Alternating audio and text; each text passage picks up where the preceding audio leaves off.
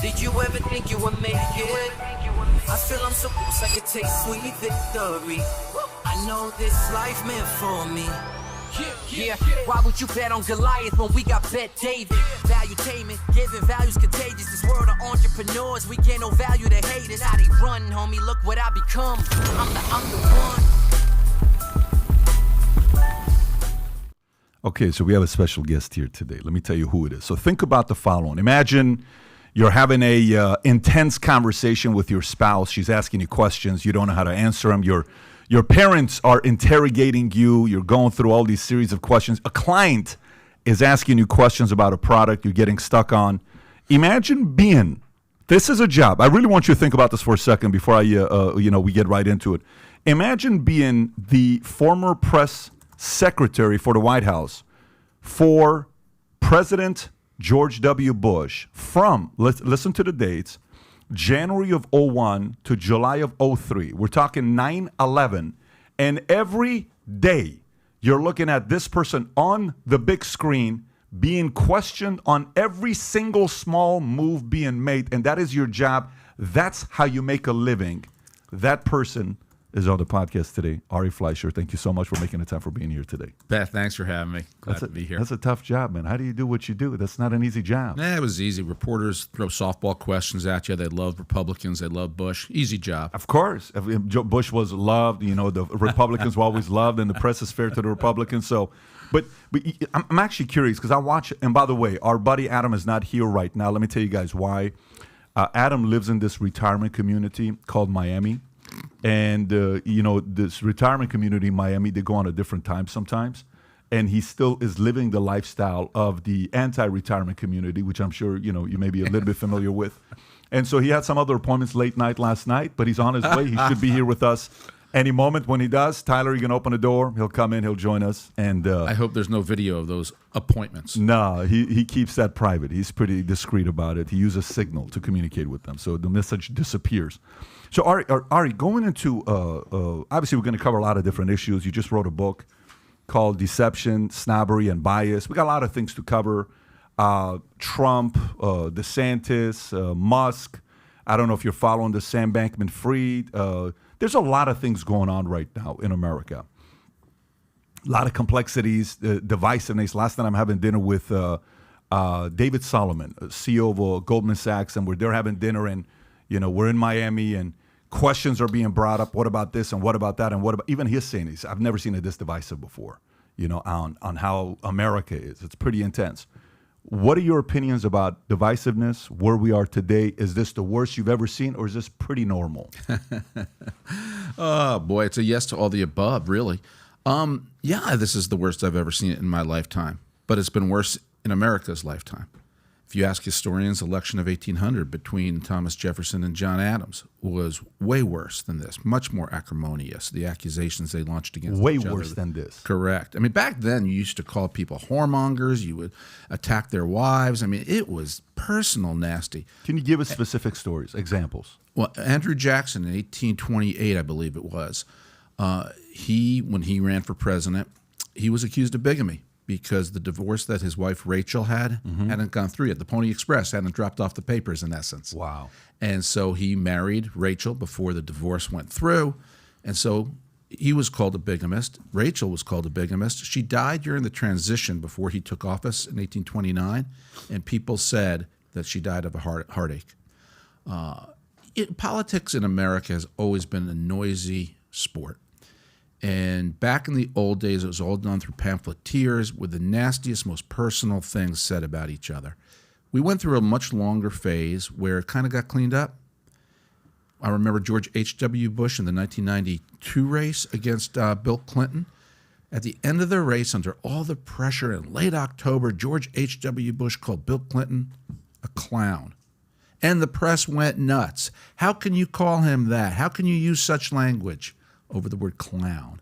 And look where we are today. Yeah, clown today's a soft, it's a compliment today versus what, some things that are being said today. So, but let me ask this question in a different way. So now, election-wise, what has changed? Like what, you know how we go back and look at, if I talk to Rudy Giuliani, he'll say, well, let me tell you what we did back in the days, the RICO laws we changed to go after the mob. Okay, great.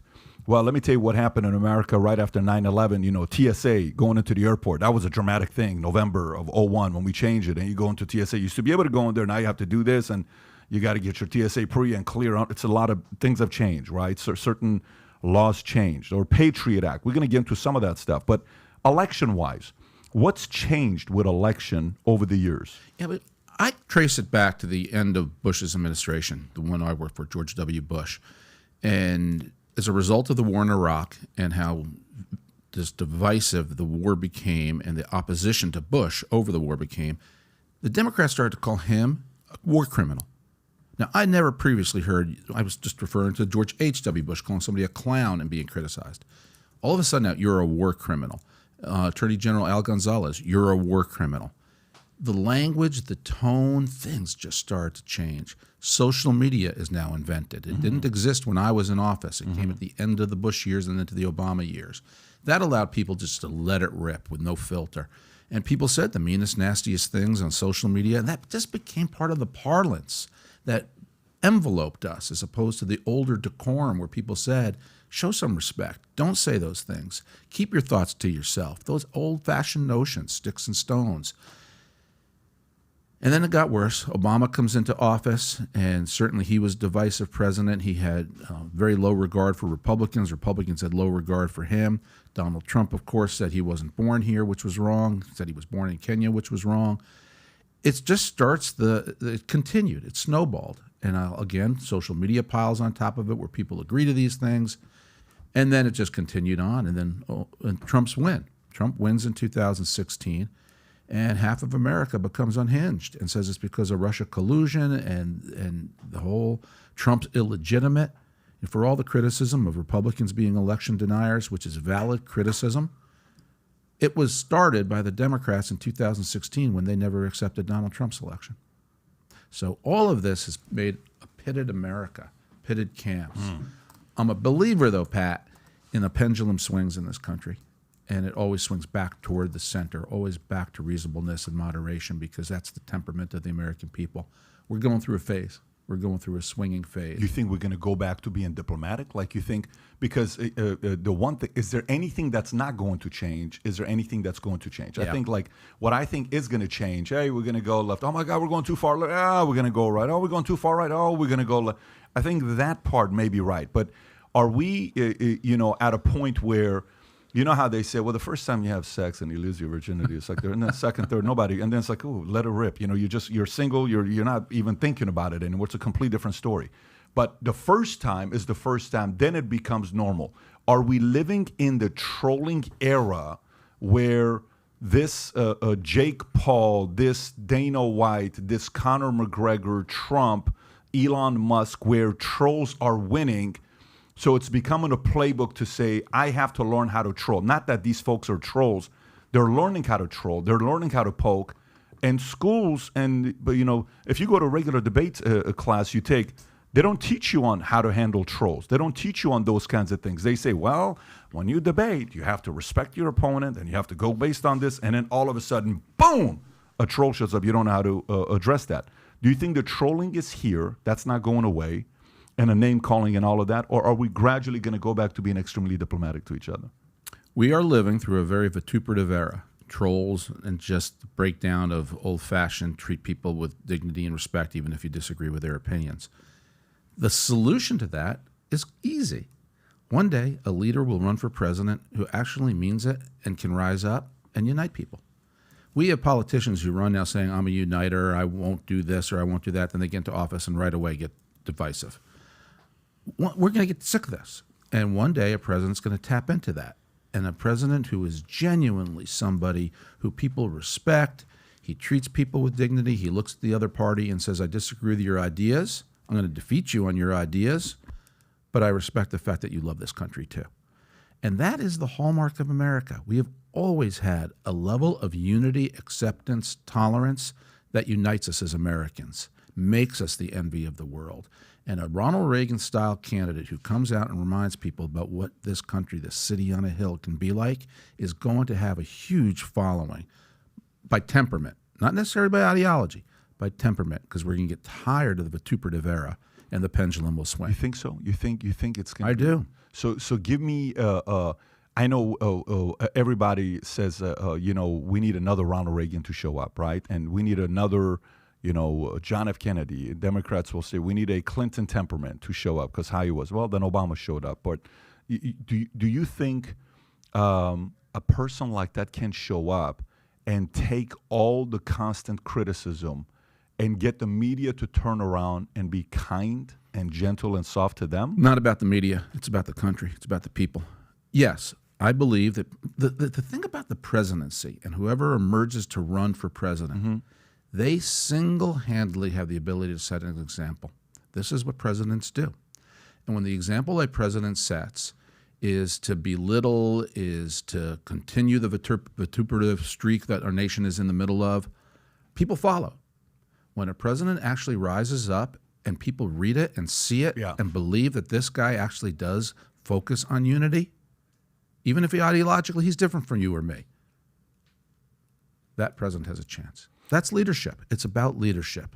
I don't disagree. So let me like when I watch you, you're taking all those questions, right? And I went back and watched some of the old stuff. I even watched you with Chris Matthews back in the days. The Chris Matthews back and forth. And hey, you're doing this and you're doing all this, and you're like, that's an unfair question. Would you also ask that question that happened under Obama's watch? You're going to blame him as well. And he says that's fair, and he takes it back and kind of moves on.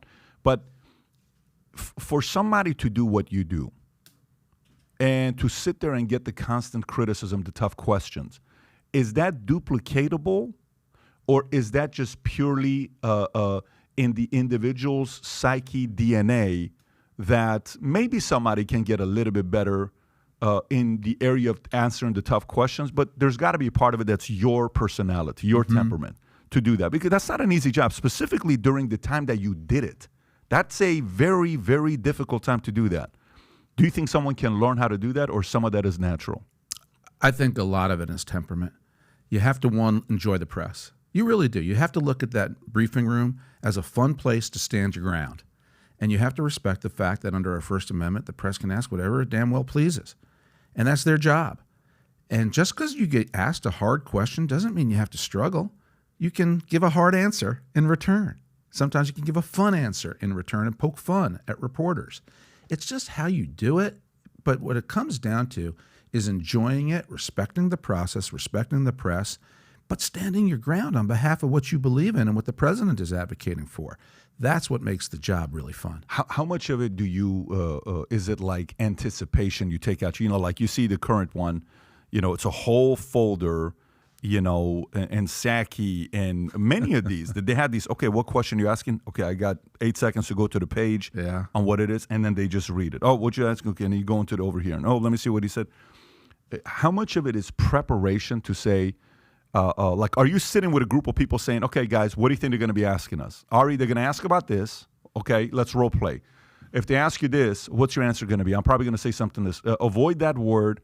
Say this. I wouldn't say that. They'll attack you if you say this. And then which ones are we working with? Well, you're looking at all these people. Those three can't stand you. Those three ask softball questions. Those three you like, but they ask tough questions. I'm assuming all of it, you're a sports guy. I'm assuming there's strategy to the madness as well, no? There is, but there's also fundamentals. Go back to sports. If your swing's no good, it doesn't matter how much time you take BP. If your mechanics are wrong, you're not going to be able to improve that much. The most important way to handle that job, you can't speak for the president if you don't listen to the president. So the way to prep is you got to be in the Oval Office all the time. I was in almost all the president's meetings. I'd spend a quarter of my day in the Oval, listening to what he listened to, hearing what he said. And then you take that, so now you've got knowledge. You know what the president's doing. Then you take that, and you do get your staff before you go out and prep, or before you brief, and you say, fire away. What are they going to ask me today? And sometimes you go, okay, I got that one. I got it. All right, whoa, let's talk about that one. That one's a curveball. What are we going to say on that one? Call the Secretary of Defense. I need an answer on this. Call the PR spokesperson at the Department of Transportation. Get me more info. So it all goes into it. But again, the essential ingredient to surviving that room is having fun. I looked at it like it was intellectual chess. I'd go in there going, if I say A, I can make them ask question B. And I was already thinking of answer C, knowing I could take them to question D. Yeah. And I thrived on that. Go back to sports. That room was my field, and I was never going to let the press beat me on my field. And so I looked at it like a sport, like competition, knowing what questions they were going to ask because you'd try to anticipate it. Sure. So my hardest days, frankly, were slow news days. If there was a major crisis, if something was terrible going on September 11th, I knew every question was going to be about what did Bush do, what did Bush say? Yeah. September 11th. Frankly, from just a briefing point of view, those days were simpler and easier Wow, because I knew interesting. every question coming, and I knew the answers. The slow news days, nothing's really big, nothing's going on. don't I know could what get they're gonna 25 topics. That's the hardest. What day a to brief. great perspective to think about. So it is more predictable the more crisis there is because you know what the 80% of the questions are going to be, and the less crisis there is, you don't know what's going to be. Adam, thanks for joining us. I'm glad you made it. Thank you, sir. Power to How were the your Uber appointments driver. last night? The retirement community sends their love, especially to you, Mr. Fleischer. It's from down in Miami. But, Yeah. Of the two of us, I guarantee you had a more wild night than I did. I guarantee that. Really? I But stayed the way home you when you say got me. that, the way you say that, I mean, some people are going to say Pat's married. How wild of a night did he have? You had dinner at an amazing I did. place. I had a good dinner. I came home and I even text you and I'm like, this place is wild. I got to leave. But Yes. yes. But going back Welcome, to it. Ari. But going back to it, what you said, very important question. So you said, I was never going to let them beat me, right, at their game. And, give me your biggest victory during that time and the day that they maybe whooped your butt a little bit. What would be the two?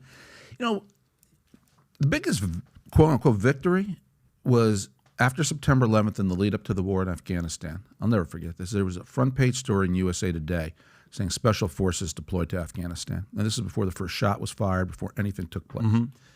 And you're Special Forces. And I was in the Army. I almost went into Special I Forces. thought you were a Ranger. I was 101st Airborne. Airborne. Is what I was, yes. Okay. Well, I interviewed to you're go very to close to 5th Special Group. Forces. If I you're was down the 101st. street from them, yes. That's what, if I would have re-enlisted, I would have gone into Special Forces. So the story was Special Forces, Yes. Rangers deployed to Afghanistan. And live at the briefing, and this briefing is covered on live TV everywhere, Al Jazeera is covering it live, I get asked to confirm whether or not we sent Special Forces. We have the ground troops before the war began. And I looked at the reporter, and I said, under our system, you have the right to ask me anything you want. I have the responsibility not to answer. Next question. And I kind of feel America cheering for me when I said that answer. Because, the press is going to ask for deployment information. They want to know about the movement of our ships and our troops in advance of a war. As if I'm going to tell them anything? Of course I'm not going to tell them anything. But it's such a funny dichotomy because every reporter in the room was pissed at me. How come you won't answer that question? But I knew everybody in America was cheering for me because they didn't want me to answer that question. And that's when it was just so crystal clear to me that my job sometimes is to speak over the heads of reporters and say what the president wanted me to say to the people. And that was in many ways my, called a victory. So follow up with this next question is when you're, let's just say you have 2 or 3 kids, you got 4 kids, and your personality. Okay, you go to school and you're somebody that's a powerful person, and people have opinions about your father. Okay, you go to say, well, your dad. Oh, did you see your dad is all of this? All he cares about is money. Did you see what he did to these immigrants? Did you see what they did to that? And did you see what? And as a kid, let's just say your brain is still at a point where you're kind of like, maybe that teacher was right. Maybe that kid was right. Is my dad really a bad person? Is my mom really a bad person? They're kind of messing with you. And you're coming home, you're like, well, he's good to me. I see how he is with me. I see how he treats my mom. I see how he treats. Things are good, but man, why are they saying all these bad things about him, right? Okay, so if you're working with President Bush, or if you're working with President Trump, or anybody, you're working with President Bush. Michael Moore comes out with Fahrenheit 9/11, okay? You're working with Obama. Dinesh D'Souza comes up with Obama's America. 4,000 Mules, 2,000 Mules? No. What was the one about Obama's America or something like that? His first one was Dinesh's, not the one about Hillary, because that was a different one, but he did one about Obama's Dream or Obama's America. Yeah, Obama's America, 2016. And then, hey, Richard Gage, who we had him on. Let me tell you, 9/11 was an inside job. The BBC reported that the building's going down and before any of this stuff, and they knew about it. And look at the reaction when he's reading the book and they're talking to the kids, and he knew what was going on. Look at the way he reacted to it, and the camera's on and everybody's watching. And, so and let me tell you how Trump is. Did you guys hear Trump is doing this? And did you see Trump's documentary and all the bankruptcies? And this is one of the worst businessmen of all time. And it doesn't matter what side you're on, right? I'm just saying, this is, Obama's on the inside. You're Bush's on the inside. You're Trump's on the inside. How do you, working with him, and you're in the meetings, you're seeing things that's going on, and you're seeing all of that, how are you balancing it out to know that when you go into a restaurant, I'm assuming during that time, if it's 2001, 2002, 2003, I'm just willing to bet if you go into a restaurant and you're there with your wife, I'm sure not everybody comes up and says, Ari, you're awesome, man. What's up? Dude, you killed it today. That was amazing, right? I'm sure there's some of it that's coming up and saying, how dare you, representing a president like that. How do you not crack and break when others are trying to get you to pin you against the person you're working with? How do you manage that? It's easy, frankly. Number one, Bush had really thick skin, so it didn't bother him. And when it doesn't bother the boss, it tends not to bother the staff. Now, if it bothers the boss, if your boss is thin-skinned, throws stuff, how did they do that? Why did they report that? Then, man, you're under pressure all the time, Makes a lot of sense, yeah. He wasn't. Yeah. So I didn't have to be. Secondly, I believe. The most beautiful thing about the White House, and I don't care what party you are, is when you believe, it is so easy to fight and stand your ground. And you take the incoming, you try to pay attention. Maybe you'll learn something from the incoming. You can rebut it stronger, learn you got a vulnerability. Maybe we should address this. But you take the incoming and you turn it around because you believe. And that's how democracy should work. If I can't stand there and explain what the president is doing and why he's doing it, and if I can't do it articulately, and we take incoming, then maybe we deserved it. But if I can explain it and say it articulately and drive more support for it, that's the job. And I love that. How different was he? I had the opportunity to invite him to an event, which was... I saw the picture. Right. I had the opportunity to invite him to the event, and that was in 2019. Same event we had Kobe Bryant, the late Kobe Bryant at, and I had President Bush there, and I'm coming out of the bathroom. He's coming to the bathroom. It's the first time we make the connection. It's like, hey, Patrick, I'm going to wait for you over there. Okay, great. He goes to the bathroom, comes back. Bunch of people there with the Secret Service sticker, and and then we had a nice 45-minute conversation in the back, talking to him. And then on stage, when I interviewed him, telling the stories, opening up. And when we announced him being a keynote speaker, it was not like I'll remember. We're at a hotel in Dallas, and I announced our 2 keynote speakers. And the first one, I'm just watching, and I said, guys, I want to find out the reaction. So put the camera on them. There's about 1,500 people there. And we're announcing it. That's going to be at Mirage. There's going to be 6,000 people there. So I said, okay. First speaker we're going to have at the event.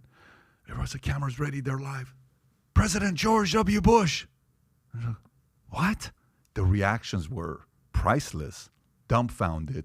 And some were like, oh my God, a president's coming. But it was a very different. And then I said, hey, Kobe Bryant. They lost their mind, right? And they were so excited. Anyways, President Bush comes up and I interview him. And he talks personal life, what things he did, what things he changed. Just being very open about the whole thing. And then we're doing pictures. It's a session with pictures. And I cannot tell you how many people who were, not supportive and send me messages, you shouldn't have brought him, you shouldn't have done this.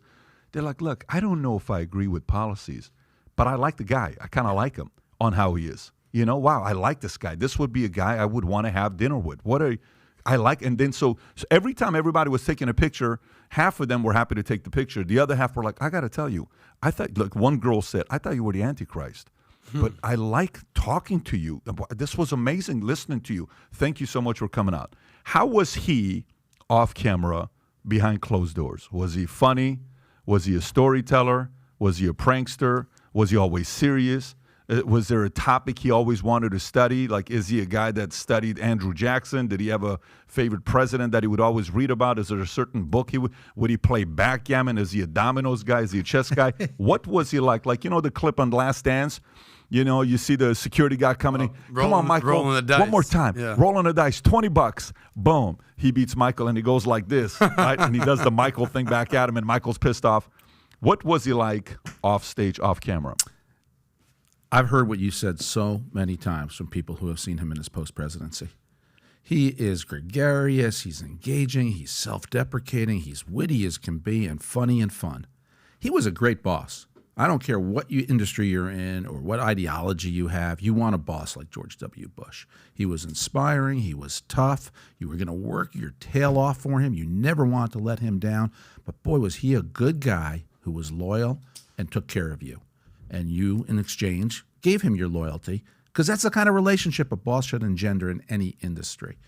But yeah, he was a towel snapper, witty, lots of jokes. He would keep things light. Now, after September 11th, that went away for quite a while. But that's his nature, and it came back. He has a marvelous touch that inspires people through seriousness and humor. And in his post-presidency, and I've done many of these events and speeches with him where, it's a moderated Q&A, people get to see his humor. And you saw it there, I'm sure. And most of it's self-deprecating. He makes fun of himself. Yeah, it's very hard for some people to do that. You can't do that. And I got to tell you, for me, I love comedy. I think comedy is amazing. If I have to say, like, when you say 128 months of economic expansion, during the whatever era, was it Obama and Trump era, economy was the best when it was growing. It was so awesome. Interest rates this. I think the longest standing economic expansion for comedy was under President Bush. I have to tell you, because Will Ferrell to me is like, hello, America. This is your commander-in-chief in the world. I'm here in Crawford, Texas, trying to grow soul patch and hanging out with Connie and Dick. We're here to talk about something that really matters, like, keeping steroids out of T-ball. And you're just watching this. I've seen that thing I don't know how many times. And you know what I like about him? He would say, this one guy, so yeah, he is my favorite comedian impersonator, because at some point, like, you have to laugh at yourself. And if you can't laugh at yourself, these guys are not going to slow down. But if you look at this picture right here of Will Ferrell and President Bush, this guy crushed it. Just a couple days ago, I watched Will Ferrell's first SNL audition. You and Vinny were showing it to me. But for comedy, I think during my era, at least, I think he's the GOAT when it comes down to comedy and people impersonating him. Did you guys watch that? Did you talk about that? Would he joke about that? Would he say, hey, so Ari, what did you think about that? He wouldn't watch it, but he was aware of it. Okay. And he would laugh. Got it. When somebody would say to him, here's what they said about you last night, he would laugh. The whole thing where he used the word strategery instead of strategy. Yeah. As soon as he said that, we as a staff started calling our meetings strategery meetings. Yeah. And he liked it. Because, again, the guy's got thick skin and a sense of humor, so you could do that to him. I have a question. Hi, Ari. We have a lot of conversations about legacy, whether you can create your own legacy, or whether you can do your best, or whether the world, gives you your legacy. When George W. Bush came into office, just side story, I was in Tallahassee, Florida, senior year of college, 2000, 2001. I hope your chads didn't hang. No, I was working as an intern at the Capitol. This was during the election. This was right during 9/11, and I who was the governor of Florida at the time? Jeb Bush. Yeah. So I was very familiar with but I wasn't a big political person at the time, and I was there. I was seeing all this, and especially during 9/11, his approval ratings went up to 80-something%, the highest we've seen in forever. But to my question about legacy, these days you don't see a lot of them. Like, when you do see him, as far as being a nice guy, like that exchange he had with Michelle Obama when he gave her a piece of candy, and like they're being nice and friendly, and he still hangs out with even the Clintons, and he hangs, he's kind of has that. Obviously, the Bush legacy and Trump's they're not exactly seeing eye to eye. But at the end of the day, where do you think the Bush family legacy will end up living? His father was a president. His brother ran for president, governor. This is a legacy family. and he essentially was the pinnacle of it, right? Last president. Where do you see the Bush family legacy and specifically his legacy? Well, since he left office, he's become more popular. He left office, I'm sad to say, as one of the most unpopular presidents we've ever had. His approval rating was in the low 30s. Yeah, I mean it. Right. And that was Iraq.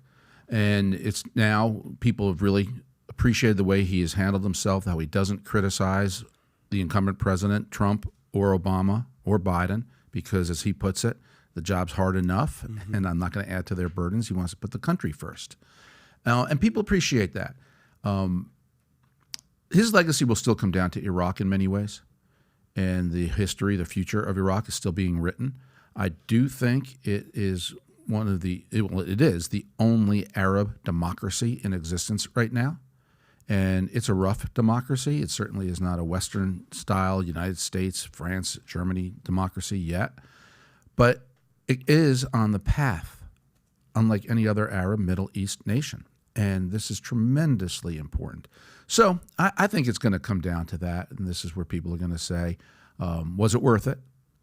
But there's one inescapable fact, and that was we turned out to be wrong about WMD. And the information that the president had, which was the world's conclusion that Saddam had WMD, turned out to be wrong. And we acted on wrong information.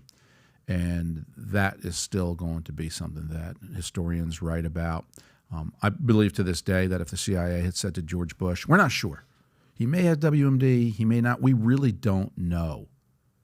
I don't think he would have gone to war with Iraq. He wouldn't have done it unless he was convinced they had WMD. He was convinced because that was what the intelligence information said. Right. As far as blame goes, I mean, I think we look back at 9/11, what a tragic day, the war in Iraq, Afghanistan, Biden just pulled us out. If, I'm not trying to like shift blame or put blame on anyone, but are you saying that it's essentially the intelligence community's fault that Bush believed them, or what percentage does he have to own up to it? What percentage is he made Cheney? the decision. He made the decision to go to war based on the belief that Saddam had WMD. As I said, I think if he had gotten other information, he would not have gone to war. But there's no question about it. It was the world's intelligence communities that all reached that same conclusion. It wasn't just the CIA. It was Egyptian intelligence, French intelligence, Israeli intelligence. All of them believed that Saddam had stockpiles of chemical and biological weapons, not nuclear, but chemical and biological. Amazingly, Saddam threw out the weapons inspectors, destroyed the stockpiles that he did indeed have, and hid it. And one of the reasons we were so wrong about this was Saddam put up a fake front to deceive Iran. He wanted Iran to believe that he had WMD as a deterrence to Iran, a nation that's Iraq and Iran fought wars. And so he created this whole web of illusion, of clandestine activities, moving things, secret communications, which of course our intelligence services pick up on. And we reached the conclusion, see, he's got it. It was a bluff to Iran after he actually did get rid of his WMD, which he would not tell anybody that he got rid of it. So that's why the world intelligence communities reached that conclusion. Ari, question for you. So at the time, George Tenet was the director of CIA, right? Correct. But he was not nominated by President Bush. He was nominated by Clinton. He was Clinton's CIA director. So why would he keep him, though? Why would he not fire? Okay, so let me kind of play a little bit of a devil's advocate. So this is a game of legacy game, okay? So if you're playing legacy, and it's a very competitive game, very, very competitive game in the darkest way, and there is no leader's bulletin. The only leader's bulletin you have is who has a worse reputation, who has a bigger legacy, who has a better victory. That's how you compete. In football, touchdowns, Super Bowls, Brady's got 7, you don't, he's the GOAT. Jordan's got 6, LeBron, you got 4. He played 1,089 games and averaged 32 points a game, 30 points a game. You did not. You were 1,500 games. The other day I watched a statistic comparing John Stockton's legacy of consistency to LeBron James. Do you know how many 82-season games LeBron's had? 1. Do you know how many John Stockton's had? It was like 18.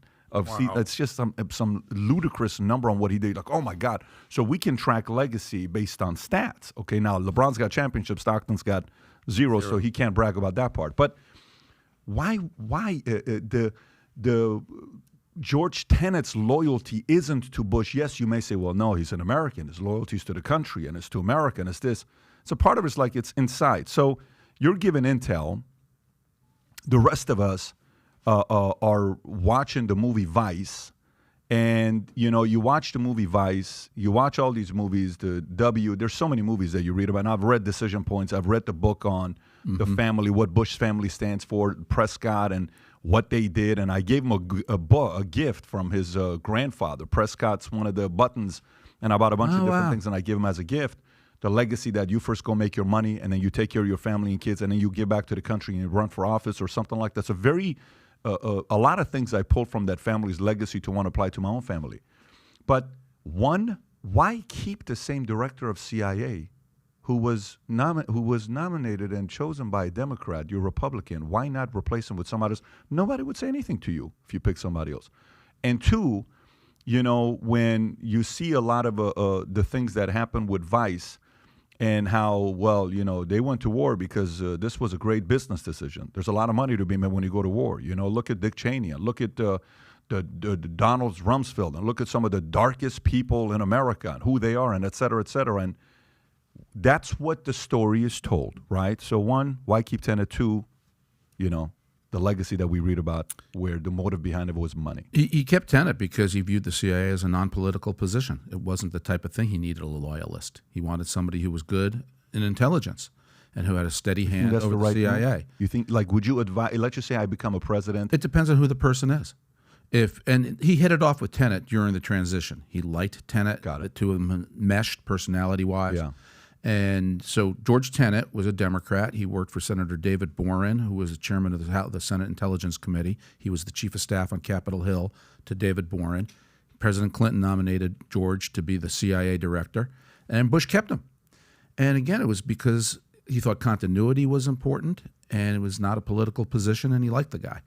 So again, the CIA's conclusions about WMD didn't begin on George Bush's watch. They had said the same thing to the previous president, to President Clinton, about Saddam.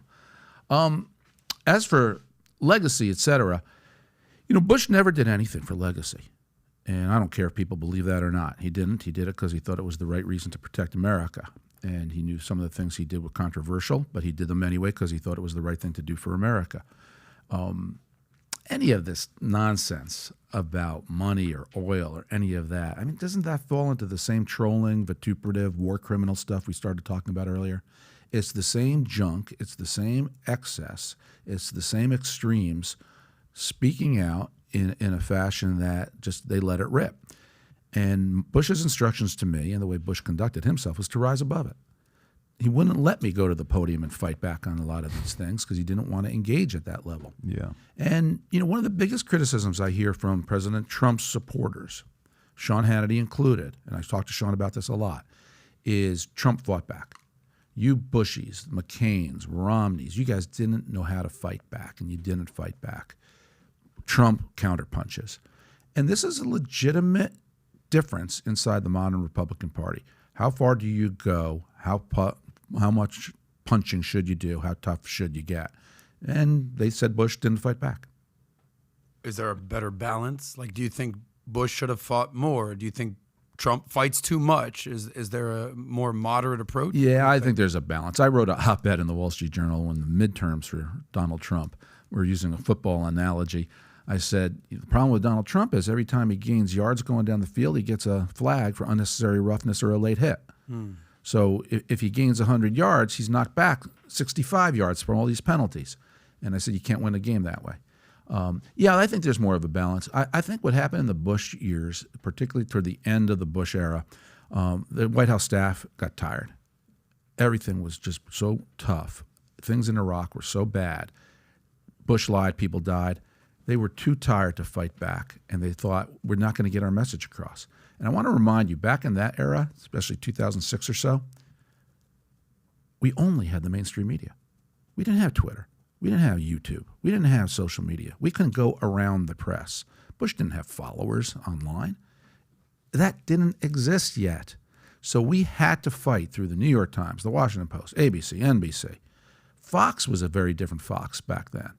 So I just think the White House staff said, it doesn't matter what we say, the press won't cover us.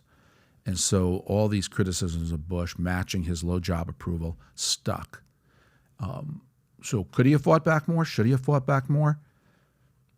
I was outside the White House at this point. I had fresher legs at that point. I would have loved to have fought more at that point. But for the people inside, they just thought it won't work. I want to show something. Can you pull this up? Because I still want to go back to the questions. Director of Central CIA. Okay, go all the way to the bottom. Go all the way to the bottom. All the way to the bottom, bottom. Okay, go up a little bit. Okay.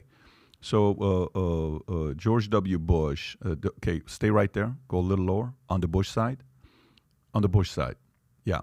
So if you look at this, he had 3 directors of CIA, okay, one of which was George, and he kept them till 2004, specifically during that era, which was the issue, and then he replaced them with John, okay? But that's not his guy. But if you look at Clinton, he had 5 on. He had 5 directors of CIA. I interviewed James Woolsey. He says, I don't even know why he put me in the job because he never talked to me. We only talked twice. So his director of CIA, January 21st, 1993, he picked him, right? Studman.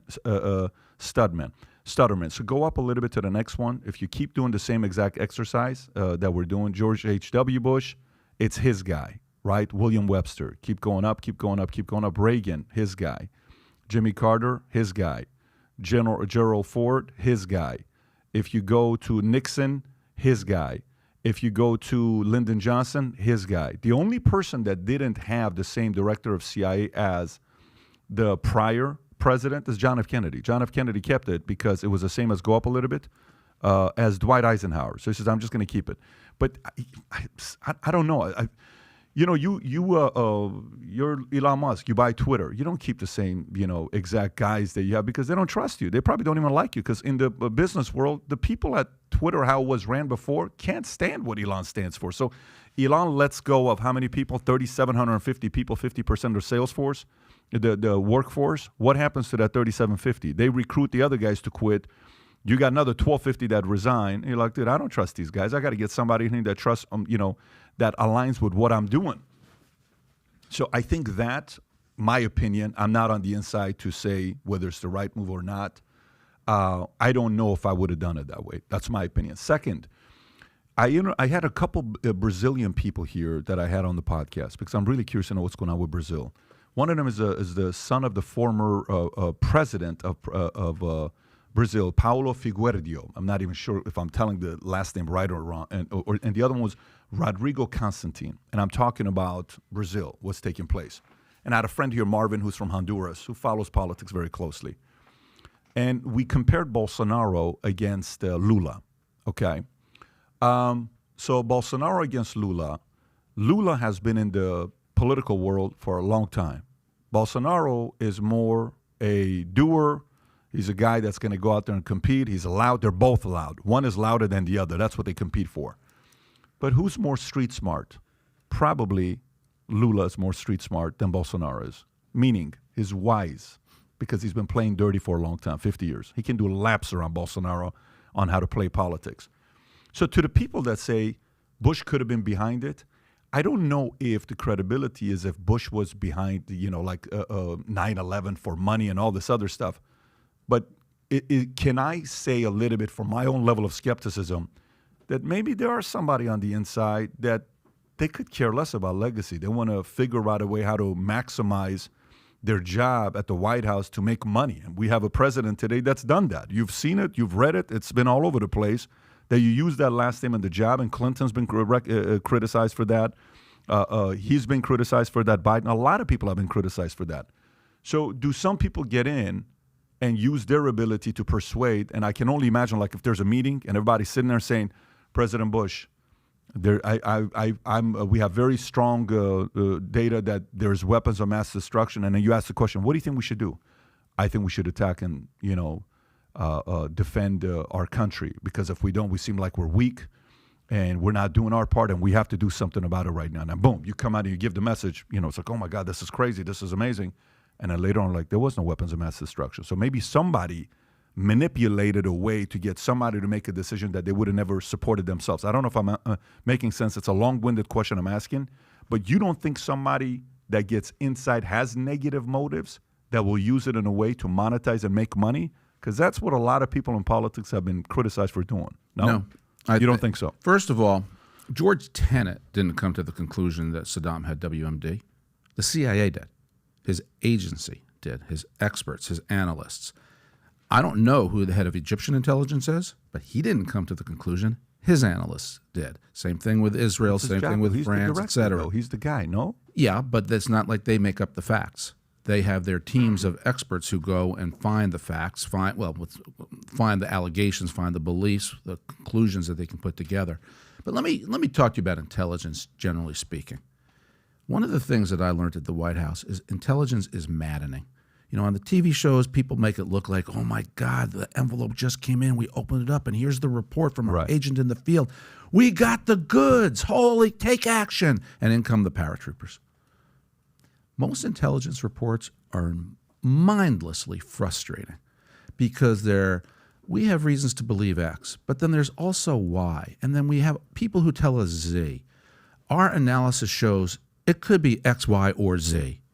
This is what you get for most intelligence reports. They'll put a probability on it. They say, oh, our assessment is the probability leans in the direction more of X, but we don't discount Y. You read one of these things and you're like, what's your conclusion? Give me a conclusion. That is why most intelligence reports work. It's like a consultant WMD from like a McKinsey or Gartner. You hire them and they say, our assessment is 62% chance this is where you're losing your money. And is it kind of like that? Well, it's more because the other side, North Korea, Iran, Russia, China, gets to hide things. And it's not like we can just walk in and say, give me your stuff. You can't hide it anymore. I need to know. Well, that's the whole our game job is to be keep a better intelligence, no? Yes, but my point is it doesn't always lead itself to 100% declarative knowledge. It leads itself to surmising, believing, taking things and trying to piece it together. In the case of WMD, they put it together, and with the exception of the State Department intelligence, one of 17 different intelligence agencies in the United States, with the exception of state, every single American intelligence community concluded. It wasn't that it was likely, it wasn't that it was probable. They concluded Saddam had stockpiles of biological and chemical. Does that mean 100%? What is concluded? Because I like what you said. There's a 60%, 80% chance. There's X, Y, or Z. What number did they give to CIA WMDs? would never put a number on it. Okay. They're smart enough bureaucrats not to do that. But the famous quote was when George Tenet said to George Bush, it's a slam dunk that he has WMD. Okay, so now, so slam dunk that he's given that, that's coming from a guy, George Tenet, who was the director of CIA since 96. 96 to 01, September, that's 5 years of experience being there. You have enough time to know who's on your team, who's capable, who's not, who you have to fire, who you have to keep. It's not like you don't have that experience to do that, right? So I don't know. All I think about is like President Trump. Okay, guy becomes a president. You know how some people yesterday were debating to say who's going to be on the Republican stage to debate, right? And we're at this dinner. Everyone's kind of throwing their names. Well, let me tell you. We know obviously Trump's going to be there. Well, what do you think about DeSantis? Well, I think he has to do it because he's got a perfect resume right now. Why wouldn't you do it? You know he's going to do it. And the other person I think that's going to be there is from Georgia. It's, what's his last name? Brian Kemp. Not Kemp. It's Ratzenberger? Oh, man, it's another name. Anyways, I'll think of it. I'll say the name. The governor of Georgia. People are talking about him running for president. What's Brian Kemp? Brian Kemp. Okay, yeah. But then maybe I'm messing it up with another name. And then I said, what about Zeldin? So Zeldin's not capable. He's very boring. I said, dude, the guy lost by only 5% in New York to Hochul. What are you talking about? Yeah, but he's boring. They're trying. I said, I know they're trying to get him to become the chairman of RNC, but he's not running to be there because he thinks he's going to be president. Sometimes people run to get a job. Like a lot of people run to get a job on the administration of who they think is going to win. Okay, hey, you sit this one out, I'm going to give you this job. Hey, you sit this one out, I'm going to give you this job. And it's a negotiation, right? Kind of like that day we all saw Elizabeth Warren, Amy, Bernie, everybody just sits it out. Hey, we're all getting behind Biden, and here's what you're going to be doing. Fantastic. We're all happy. This kind of worked out. So I'm convinced.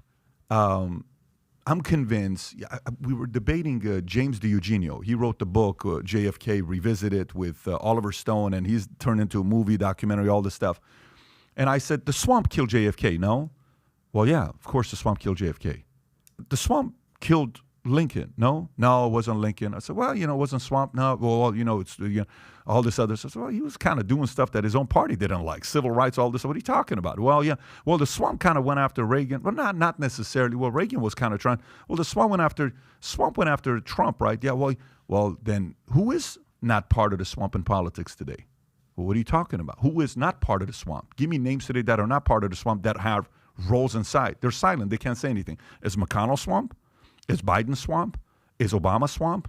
Is, Bush? All these names you're going through to be part of the swamp. So for me, some people want the job for resume.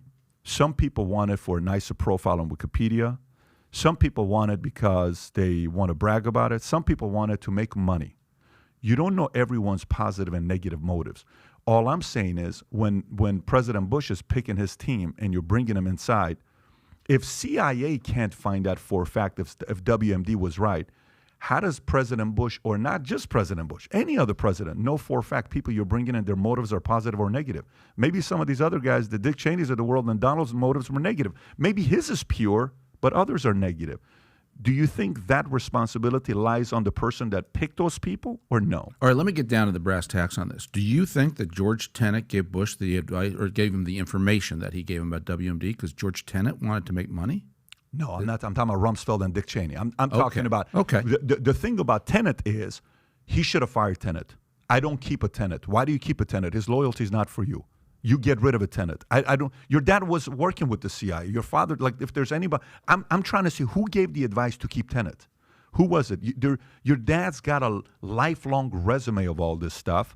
So maybe a part of it for me is not even on W, because I'm convinced W would have called his father to say, hey, what do we do with Tenet? And his father probably gave him some kind of fatherly advice. And 10% of the influence was probably from Props. He says, okay, let's keep Tenet. Why are you keeping Tenet? All right, I think George Bush would just disagree with you on this one. Okay. For the exact reasons I said before. During the transition, he interviews Tenet. He likes Tenet. He thinks Tenet's non-political and Tenet's knowledgeable. Simple as that. And it wasn't like he had his guy. No president wants to have his guy at CIA. What you want is an honest broker at CIA who will tell you the facts, whether you like the facts or don't like the facts. Slam dunk. It's a fact. That's what he believed, because it is what the CIA concluded. But to say, Ari, you and I, you're an odds guy. If you like sports, it's all about odds. We're in the odds game. It's a slam dunk. Like when who was the one guy that said Schiff? Adam Schiff. Is it Adam Schiff? The interesting Congressman, yes. Yeah. You listen. It's proven. We have intel. Listen, it's Russia. Russia. 100%. Okay. What are you talking about? All right, so let's go back to intelligence and how the president uses Please. Intelligence. So let's look at Iran today. Okay. When I look at the intelligence information that's leaked into the news, when I see people say that Iran is 6 months away, 3 months away from having a nuclear weapon as a result of their centrifuge fusion development systems, how does anybody know that? 3 months, 6 months. The intelligence is never that precise. And so if you're the president and you want to know, do we have a threat from Iran? How do you evaluate whether or not, based on what happened in Iraq, we have accurate information about Iran? It is so hard to make these judgments. And I don't think it's because the CIA or Donald Rumsfeld or Dick Cheney or anybody else has ulterior motives, or because they want to make money or they want to do this or do that. It's because nations are really good at hiding their secret stuff. And you think it's easy to penetrate these nations? You think it's easy for us to put spies in places? I expect us to be the best. I brought the... We're probably the second best. Mossad is the best, or China is the best? Mossad. So I brought the director of Mossad, former one, Shabit. Anyways, I had him on. We had a conversation together. And, on intel that they got and who they trained and how they trained and all this other stuff. Wouldn't we want to compete to be the best so we can get this kind of intel? That's why we are the greatest country in the world. How do you get a guy, Tenet, that no one talks about today? Slam dunk? Are you kidding me? Like, this cost how many trillions of dollars? That we're paying because one guy said slam dunk. Our taxes went up. Our debt went up. I have a hard time with that. So and lives were lost, more importantly. All of that combined together. This goes back to the fundamental question about Bush's legacy, which you asked about. Mm-hmm. And this is why I said to you, as somebody who I'm reluctant to say it, but I have to say it, is his legacy is going to invariably be tied to the future of Iraq and to the fact that we were wrong on WMD. Are you worried that your legacy gets caught up in that? Couldn't care less. No, but I don't think that's the. And by the way, I don't think that's the question, though. My only thing, the question isn't tying this to President Bush. I'm not putting any of it on him. The only thing I'm putting on him is why not bring somebody from that you trust, that you know in, instead of a tenant. And track record shows this has only happened twice. And the other guy that did it was a guy named John F. Kennedy, and then you. So that gap of how it's been done for however long is a long gap of 40 years, whatever the timeline is, 37 years to do something like that. So then the other part is a person like a Trump gets in, okay? When a person like a Trump gets in to put a team together, my biggest concern was who he's going to pick. And the reason why my biggest concern was who he's going to pick is, who do you trust to put in there that actually has the role? Do you only bring outsiders? I mean, he still did a great job with his policies, but you're going up against people that have been doing favors for each other for years, and you're coming and you want to put a team. Who is on your side? Who would be on your side? Like, who do you pick? Do you go and pick people that were former Bush people? Do you go and pick former Reagan people? That's a long time ago. Do you go after George? Well, George doesn't like you. Do you go and put, and then the people that you bring in, what are their motives? So when people talk about the motives of WMD and money being made, again, this goes to Dick Cheney, Rumsfeld, some of these guys, where they are and what their motives were to make money. Because obviously money was made when you see what their background was with Halliburton and all these other things that they were sitting on. So let me ask this question from you. What are your thoughts on Lincoln Project and what they're doing? That's a switch of subject. Hold on, I need to go back and clarify something, because when I said, you asked me about my personal legacy, and I said I could care less. I want to make sure it doesn't bother me what the critics say. I faithfully and accurately reported to the American people the information that the White House had. And so I know what I said and why I said it. It was because it was provided to me as accurate information, so I stated it as such. I don't want anybody to think when I say I don't care about the consequences or the loss of lives, et cetera. I want to make sure people don't misinterpret that. I also believe that you do care about your legacy in general, though. No? Yourself, personally? Look, my job was to be the president's spokesman. I reported to the president. And it's what he thinks about. It's what he cared about. I'm not even attaching you to 9/11. I'm just saying, Ari Fleischer, like your legacy, it does matter to you, though, no? You build your legacy over different years. I'm very proud of everything I did in the government, including at the White House. I'm proud of the communications company I've built. I love what I do. And so I have fun. And it's my bosses and my clients that I care about. I really am not the type that really worries about image, name, what do people say, how many Twitter followers do you have? That's never been what I take my motivation from, and I never will. I know Pat once asked this question about Lincoln Project. Yep. I saw that speech you gave at the Reagan Library. It's like an hour speech, I want to say. Maybe how long ago was that, by the way? Well, I've done several there. Was this when my book just came out? Yes. Okay. Okay. Yeah, that was July. There's a lot of questions I can ask you with that, but I'll be very specific on this one. You said that if you get into politics, and if you truly believe in what you're doing, and if you follow your heart, your passion, you truly believe, whether you're Republican, Democrat, Libertarian, whatever, there's no more fulfilling job in the world. Yep. Why do you say that? Because there's only one industry for beliefs other than religion, and that's government.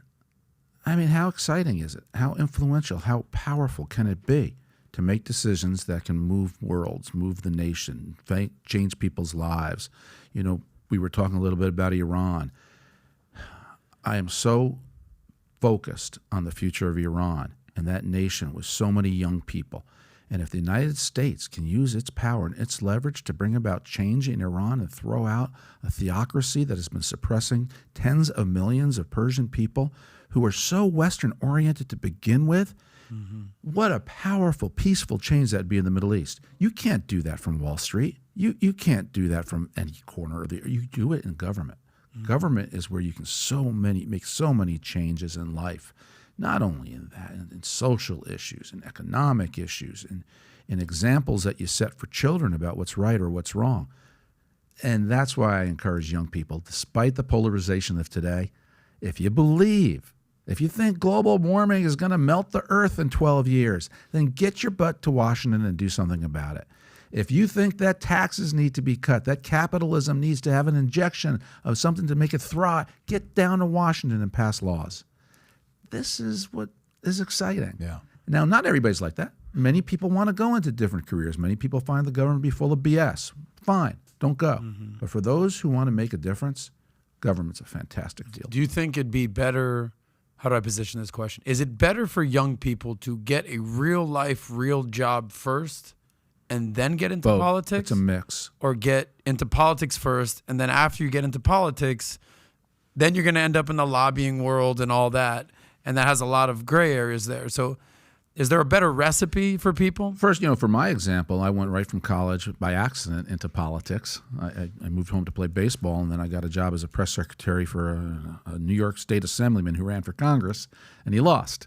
But I got the bug, so I stayed in politics for 21 years.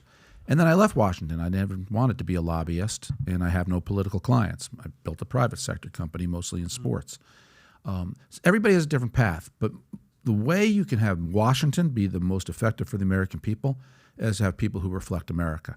That means, yes, have a bunch of people who worked in business and then go to Washington, a bunch of people who worked in nonprofits and go to Washington, a bunch of people who have a religious background and then go to Washington, and have people who go to Washington right away as young people who are young and idealistic and believe. It's a mix, because America's a mix. Yeah. So there's no one formula. You want something that looks like the country. I think what you're saying is not so much diversity, but diversity of thought. Yes. Diversity of opinions. I'm a big believer in the latter and not the former, not diversity for diversity's sake. I think what Adam's trying to say, Ari, is he's running for mayor of Miami. And for the non-retirement community. Non-retirement. Saying to everybody here. But it's okay. Let's go back to the wonderful question of what do you think about Lincoln Project? I think they're a bunch of charlatans who are making money. You really believe that? Yeah. Tell us how you really feel a little bit. Like you're holding back a little bit. Even like Steve Schmidt, who was McCain's campaign manager, he's at the head of the tip of the spear. Sure. I mean, Steve has had a transformation. He worked for George Bush, too. He no longer is a Republican. He can't stand Republicans. He was responsible for Sarah Palin in many ways, and he's always lived to regret that. So I think he's doing penance. Look, their beliefs are genuine in that they can't stand Trump and they want to build something that fought Trump. But now they have built something to fight Republicans. But the organization itself was corrupt. It had terrible internal problems, personal problems, embarrassing problems. What? Just financially? Are you serious? I want to hear about it.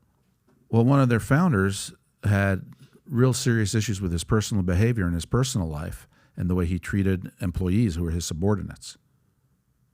You don't know about Conway? this. Who are you talking about? No. You don't know about this? Rick Wilson? Well, I'm not going to – look, it's all public. Yeah. I really don't follow Lincoln Project for a living, but they've had a series of embarrassing issues and issues involving real financial problems in their own organization. Look, I'm all for groups being contrarian. And for Democrats who take on Democrats, Republicans who take on Republicans, it's part of our mix. I just don't like that one group. So I bring this up. Okay, so maybe let me ask a different question. What do you think about Liz Cheney? I like Liz ideologically for being a conservative. I have no problems with her vote on impeachment. That's what she believed in. That's what she did. I do have problems with her serving on the 9/11 Commission as 9/11 committee because Nancy Pelosi asked her to do it. As soon as Nancy Pelosi rejected Kevin McCarthy's Republican selections for the committee, no Republican should have joined that committee. You mean none? You're saying 9/11? The January 6th committee? I'm sorry, January 6th. Okay, gotcha. January 6th. Okay, sorry. gotcha. Sorry. You said 9/11. Yeah, I'm sorry. The January 6th committee. Got it. So again, to me, it's principled. If you want to vote to impeach Donald Trump, vote to impeach Donald Trump. That's a principled position, and then deal with your constituents. But serving on that committee, Congress cannot work if Republicans can't appoint Republicans to committees and Democrats can't appoint Democrats. If all of it has to be done at the behest of the Speaker, then there is no opposition party. Everything is controlled by the Speaker. She should not have let herself get put in that position. So she's fighting a personal vendetta against President Trump, which I understand, but I think she went too far.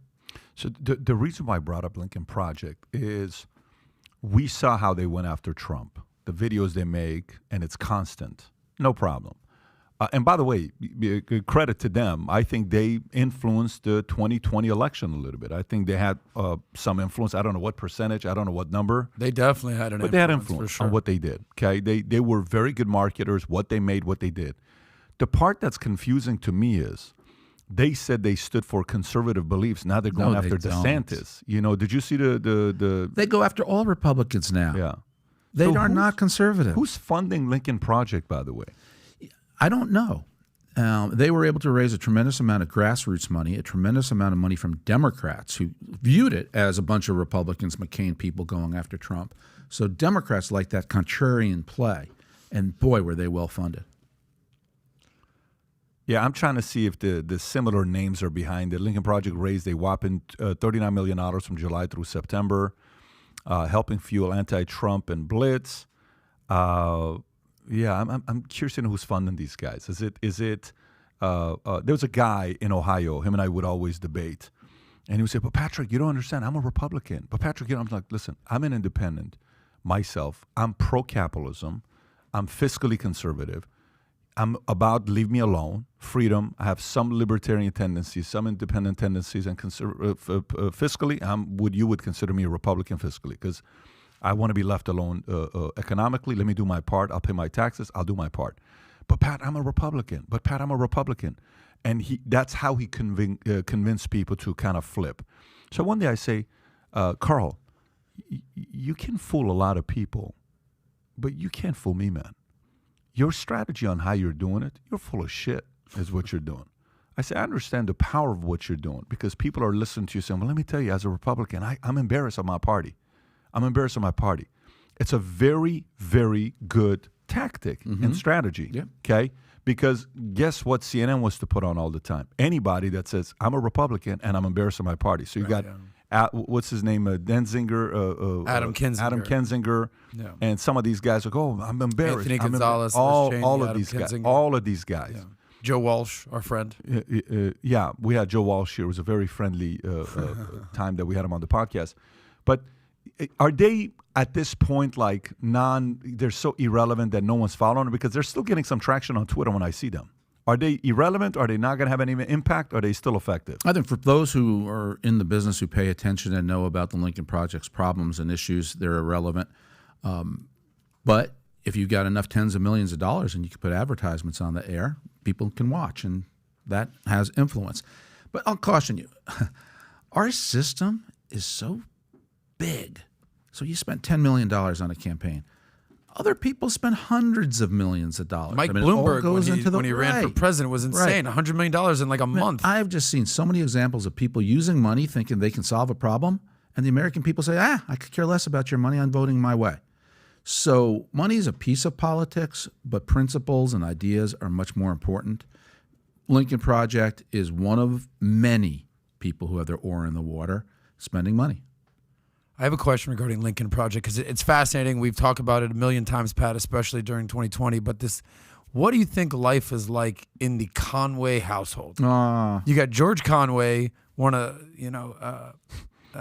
constitutional lawyer, I want to say, one of the founders of the Lincoln Project, and then you have his wife, Kellyanne Conway, as unabashed, Trump supporter as it gets. Some may say that she's the reason he got elected in 2016 because she stood up to the press. The daughter is making TikTok videos saying how much she hates the mom. And I don't even know if they have any other kids, but that household must be so combustible. They say like, what's harder to be married to, whether you're interfaith, interpolitically, interreligion, black and white, intermixed, interracial, but interpolitics, especially these days, it's so divisive. That household has to be insane. How do you interpret all that? Yeah, I'm reluctant to put myself inside anybody's relationship. You don't know all the facts.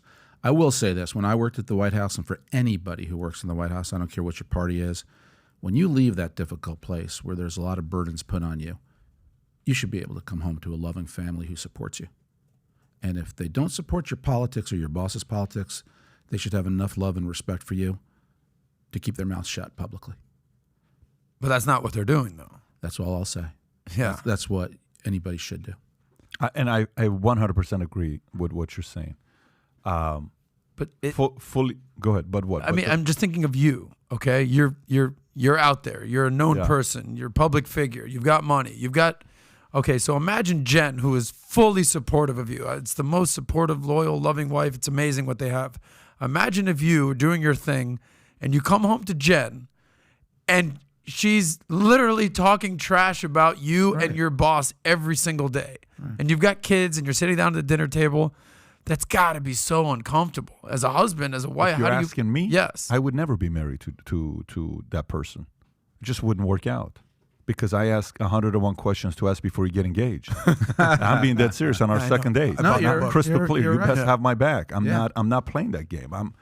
I'm not going to tolerate that game at all in our household. Now, having said that, you can manage that with your marriage, but you don't have that conversation when the kid is born and saying, hey, you best have my back or else I'm not bringing you to the world. The kid's like, who the hell are you? Of course. You chose to, you guys chose to procreate. I'm going to be whatever way I want to be. Ronald Reagan's son is not a supporter of Ronald Reagan, his biological son, not Michael Reagan. So how do you do that? Was he a bad father or did they do a bad job? Kids have a mind of their own. So I'm less on the kid and more on the spouse. I think that's problematic. Yeah, of course. The kid is the kid. You're embarrassed about it. You feel bad for them. And I don't even like to watch those clips and say, oh, did you see they can't have their household? It's a little bit there's a million sensitive. stories of kids fighting with their parents. I mean, we can go on for days, years about that. But husband and wives on air politically, like saying exact opposite messaging, that's unheard of. Is what I'm saying. Kellyanne Conway is one of the goats of her job. What that woman did, I don't know if anybody is as good as she is in what she did. Not many people. She's on the list of the best at what she did with her job. If there's no Kellyanne Conway, Trump doesn't win 2016. I agree with you. She's that much of a beast. I don't know if you agree with me or not, or you disagree, but I think she's amazing at what she does. No, I think she provided candidate Trump, an invaluable service. I think she was one of the calmer, cooler heads at the White House in the early years when she was there. She's not part of the president's reelection in 2024 here. She's more a free agent now and an analyst on Fox News. I told her, I said, if this is gonna happen again, you got to be here. Her and I were talking about this a few months ago at an event. But anyways, that's a different story. So, I want to ask you about somebody who has a reputation of being a sweetheart, that people love this guy. Just a very kind, loving personality. What are your thoughts on Dick Cheney?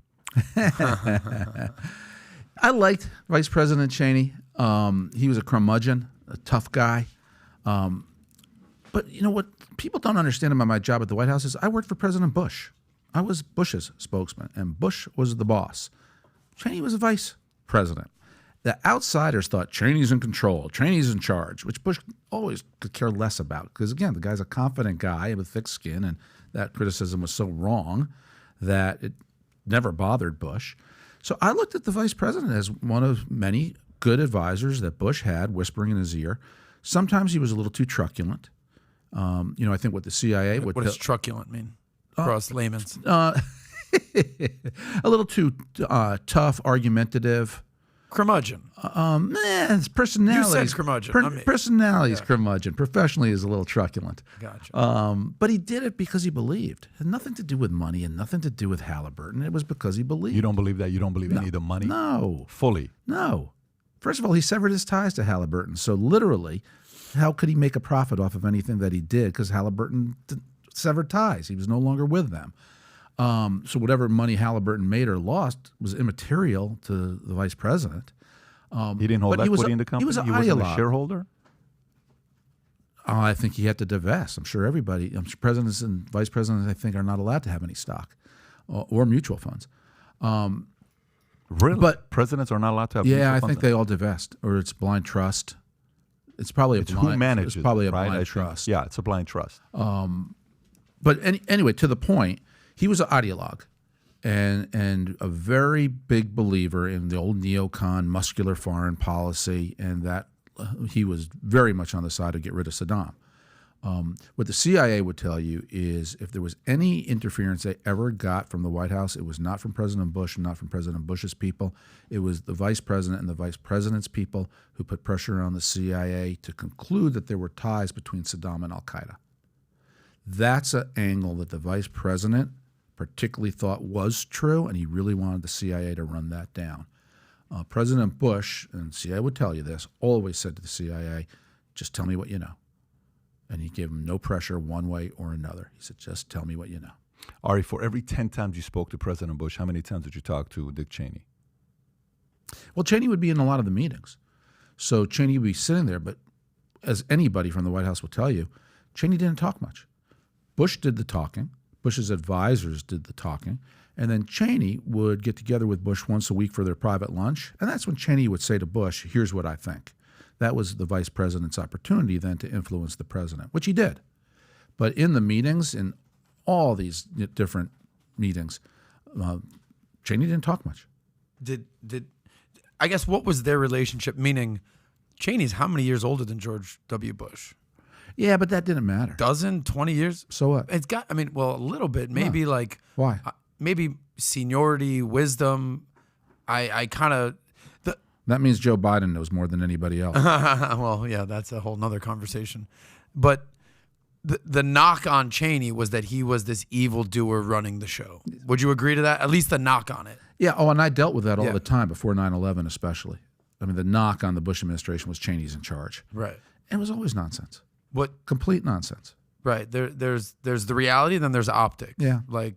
But the press always has to have something to chew on. And so that's what they chewed on, which was a meaningless thing to chew on. Got it. But you did say that he was the one that kind of wanted the CIA to chase down Al-Qaeda this story ties. about Al-Qaeda. Yeah, I think the CIA would tell you that. So what does that mean exactly? He kind of wanted to invade Iraq? Oh, Is that what that means? Cheney definitely wanted to depose Saddam. Oh, wow. He thought it would promote world peace and would be in America's interest. It wasn't Cheney's decision, though. It was Bush's decision. And how much a part of Bush's decision was influenced by the fact that his father went to war in Iraq, Zero. Desert Storm, Zero. Schwarzkopf, and he didn't get the job done, quote unquote. You don't think that played a little part of going after? Put yourself in George Bush's shoes. America has been attacked. September 11th takes place. Yeah. CIA says on September 11th, after the attack, it's not a question of if, it's a question of when there will be a second wave. There will be a second wave. And that starts to create all the infrastructure and the decisions that Bush starts to make about how to fortify America and never let us be hit again. Bush's entire mentality is we got hit once.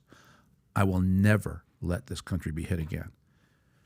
Saddam had nothing to do with September 11th. And I said that repeatedly from the podium. Right. That's why we invaded Afghanistan, Correct. not Iraq first. Correct. But again, put yourself in Bush's shoes. So Saddam had nothing to do with 9/11. But you are told there will be a second wave. And then you're told Saddam definitely has WMD. And Bush's mindset is, I will never let this country be attacked again.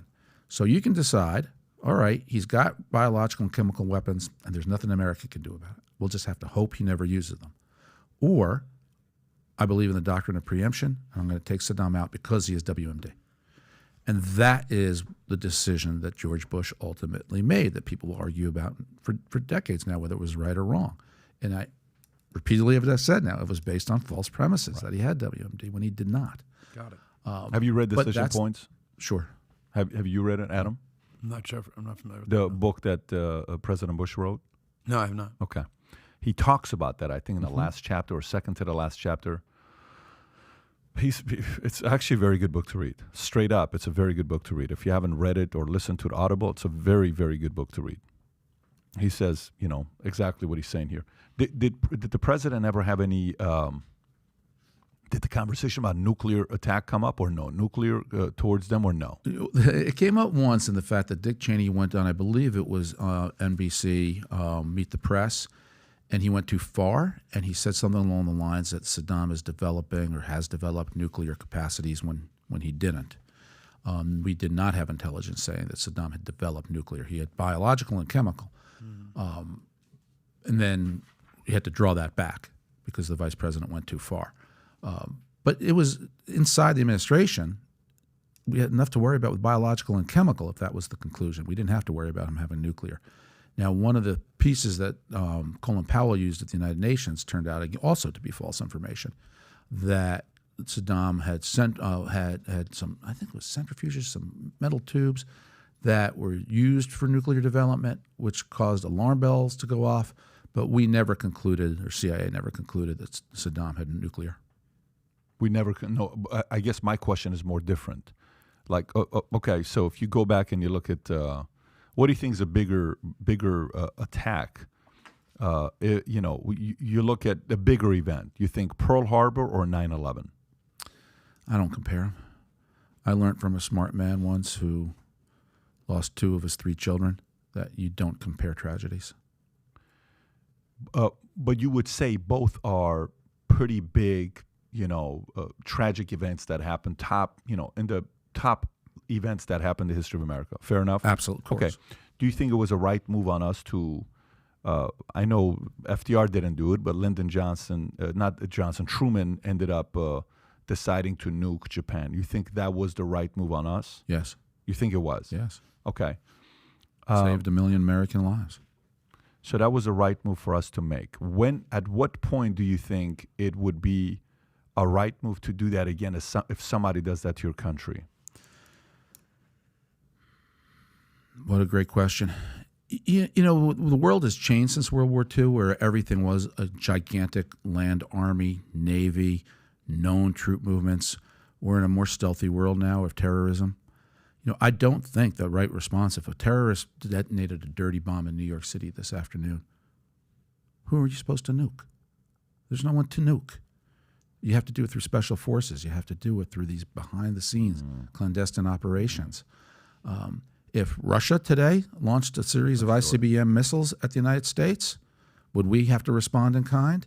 Yes. Because we know who it is, the source. And because if you ever say, no, we won't, then you're inviting the attack. If you want deterrence to work, you better mean it.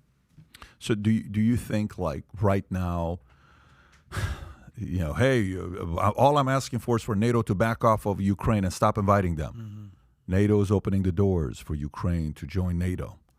And that's a way of NATO saying, yeah, Putin, we thought you were strong. You're really not. If a small little place like Ukraine is able to hang with you, and you haven't done anything yet, we are letting Ukraine, considering them joining NATO.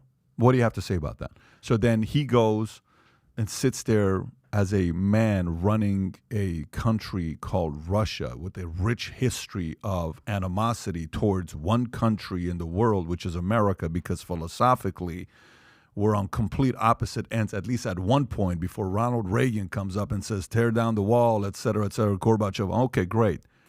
Do you think Putin's at a point where it's a turning point where he's got to make a decision? You think he's sitting there? Or no, he's not there and he's going to just sit there and negotiate and figure out a way to do this and lose this and allow Ukraine to join NATO? I cannot put myself in Putin's head. I was hoping you could do that. Yeah. I don't know what his calculations are, what his breaking point is. I think it's amazing, the resistance of the Ukrainians. I heard Mike Pompeo, the former Secretary of State, say the other day that it doesn't surprise him that Russia hasn't been able to pull this off. He said the ability of any nation to move hundreds of thousands of forces and have supply chain and vehicles that work, he said that's a daunting task. It's so hard to pull off that he said it doesn't surprise me Russia couldn't do it. I think Russia is now being seen for what it is, which is an absolute overrated military power. They still have nuclear weapons. So as long as those nuclear weapons can fly, there's a danger, and we have to take it seriously. But the ability to pull off a significant land invasion is really, really hard unless you drill all the time, train all the time, prep all the time, which the United States does. We're one of the few who can do it. Russia's hollow. You know what? By the way, would you agree that most people thought Russia would have destroyed Ukraine? Yes. Most people were not. Like if it's like a football game, like, oh, they're going to crush them, and then oh my God, what the hell happened here? This was not supposed to. The Patriots were supposed to beat the Giants, but they came back. This is very weird. So, is it really Ukraine though, or did they kind of, to use your sports analogy, they've else. got a couple all-stars on the sidelines that you're helping putting them in, out? Right? It's like a last-minute guy you pull in. But I guess, okay, so Shamat the other day is talking to Lex, I think. He's talking to Lex. He's on his podcast, and the conversation was about America with the interest rates and what we're doing and Powell and increasing the rates.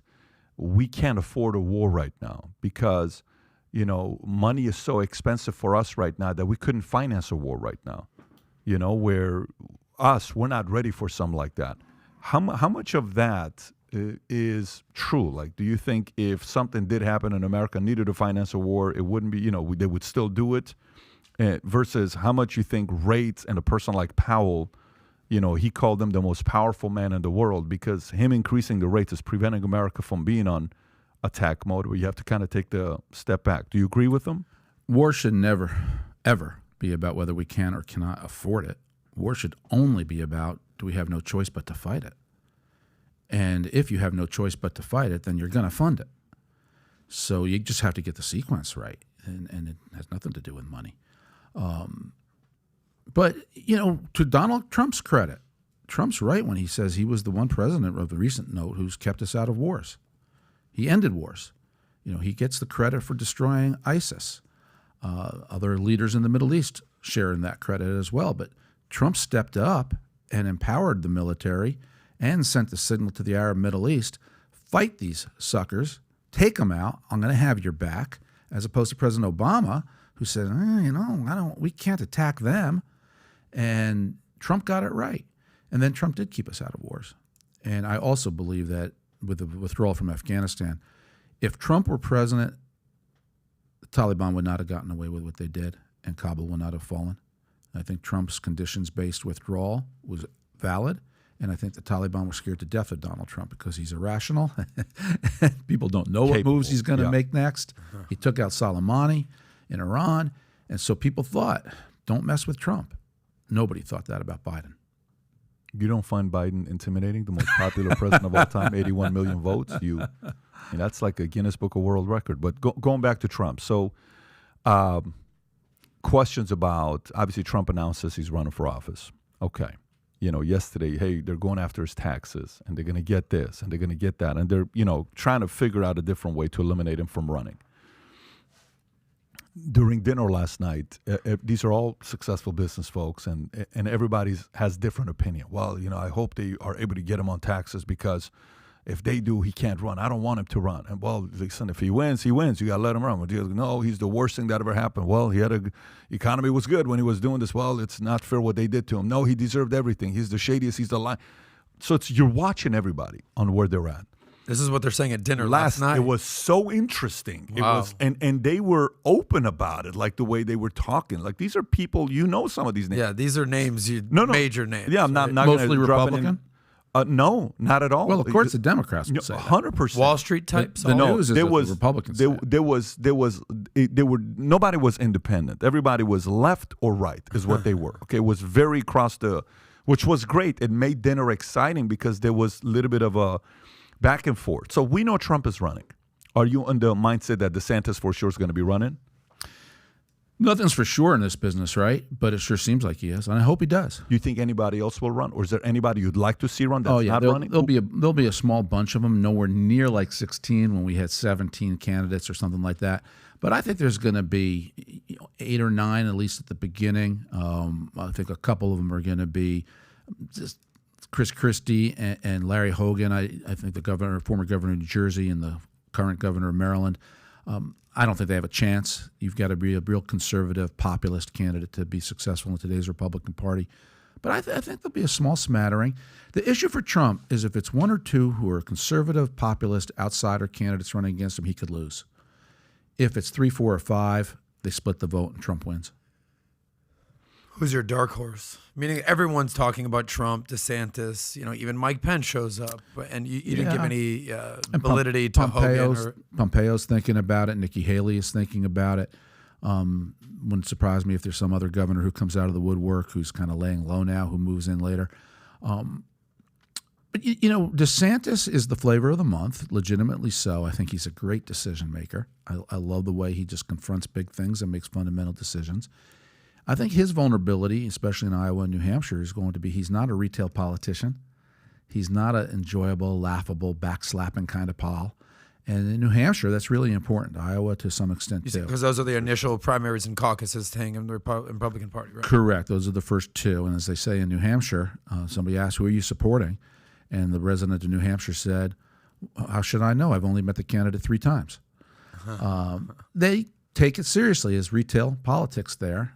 and most candidates camp out. When you say retail politics, the old, hey, shaking hands, kissing babies, hey, I'll have a beer with that guy, that whole thing. Spending time in meetings in people's living rooms. Yeah. Not everything is a giant ballroom. Not everything is a rally. In New Hampshire, they want that local touch. Yeah. That's not DeSantis' strength.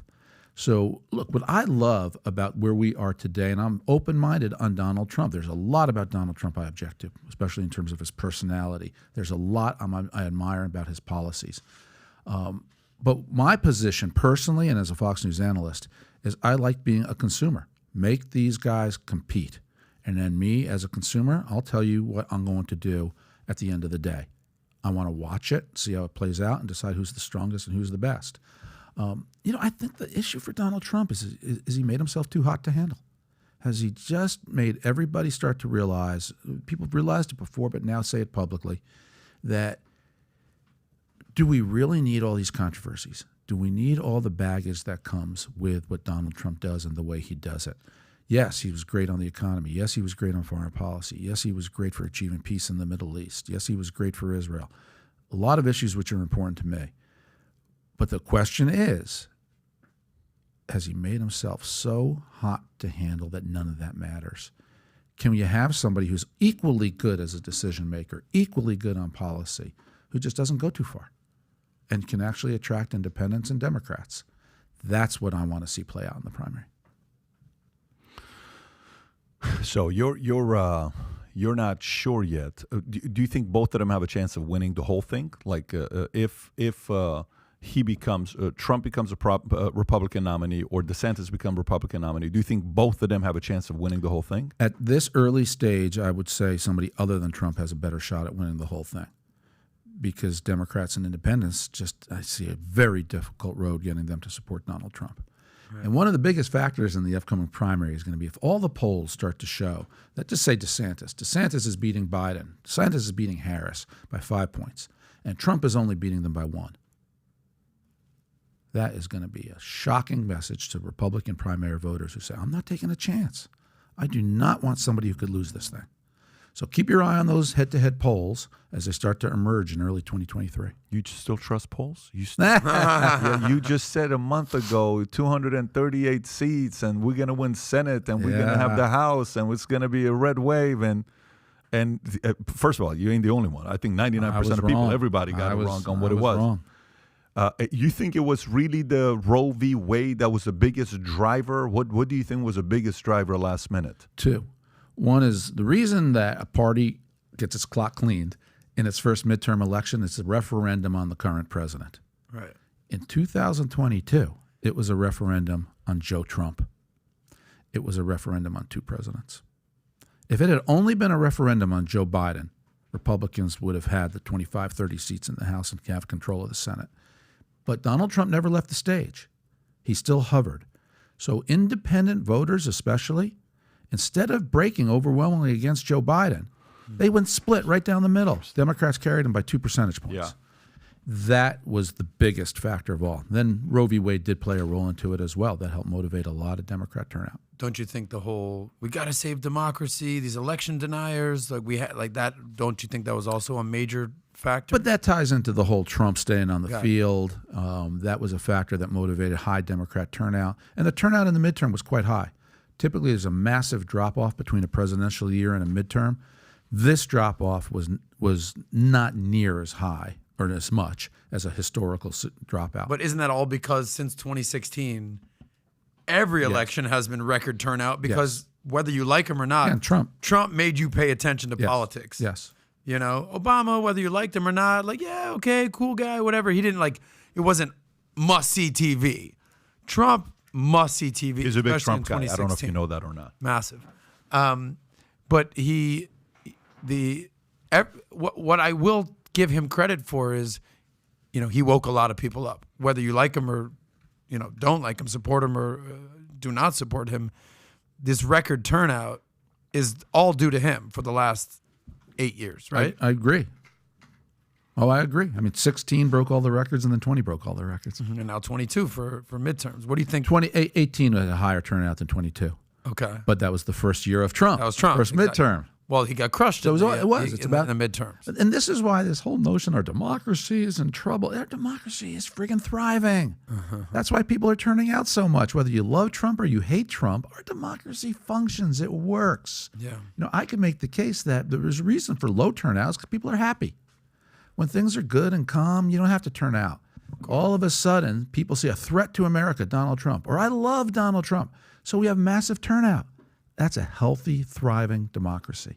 And what settled it? The will of the people. That's what makes a democracy work. Let me ask a different question here. Let's change it up a little bit.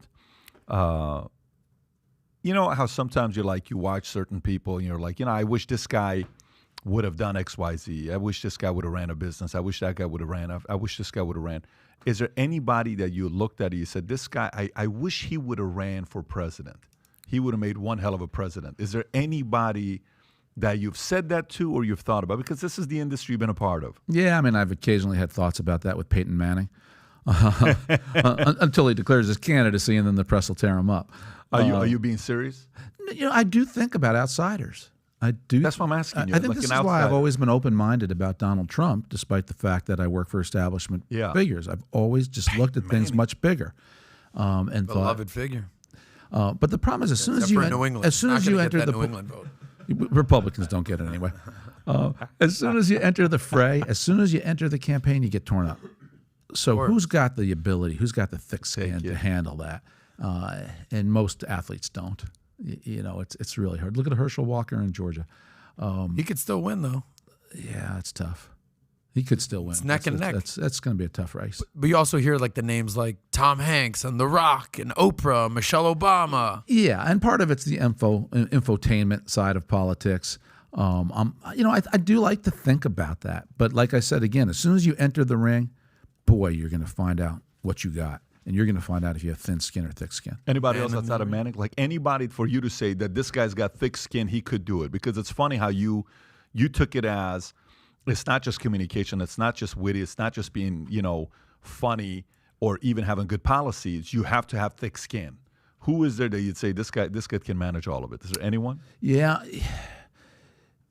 There's nobody I would put my finger on right now. Okay. I think what I love about American politics is somebody emerges off the bench and becomes a star. And we don't know who that is. Yeah. And we're not supposed to. We don't need to know who the big name of 2023 is yet. It's up to them to prove it to the American people. And so when I hear the Democrats say they have no bench after Biden, I always go, that's bull. You got a deep bench. It's just that nobody knows their names yet. They will emerge. Same thing for the Republicans. You think Newsom's running? He says he's not now. He said he's not. Yeah. Yeah, You can't believe what. I think there's a silver lining for Republicans in the fact that we underperformed in 2022. And that's if Republicans had taken the House by big numbers, taken the Senate, Democrats would have risen up and said to Biden, we are not placing our future in an 82-year-old guy as our nation goes into recession who's really unpopular and just lost the House and Senate. So now the Democrats are going to get stuck with Joe Biden.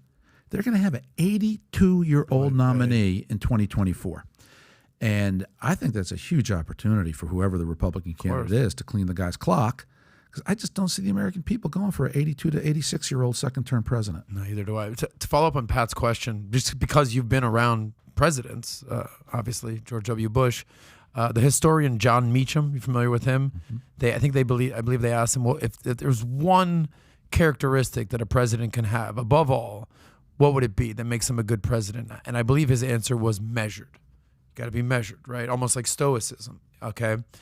Pat referenced being charismatic and being energetic, and, you talked about, living room politics. What was the term you used?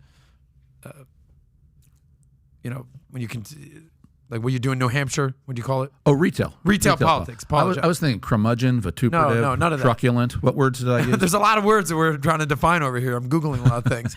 But if you could give your assessment, if there was one word that would make a good president, you said, not thin skin. Like all these words we're using, what word would you use? Moral. A lot happens from moral strength and moral authority. That's how you inspire people. People think you're a good person doing things for good reasons. They will follow you. They'll disagree with you on some issues, but they'll say, he knows more than I do. I hope he turns out right.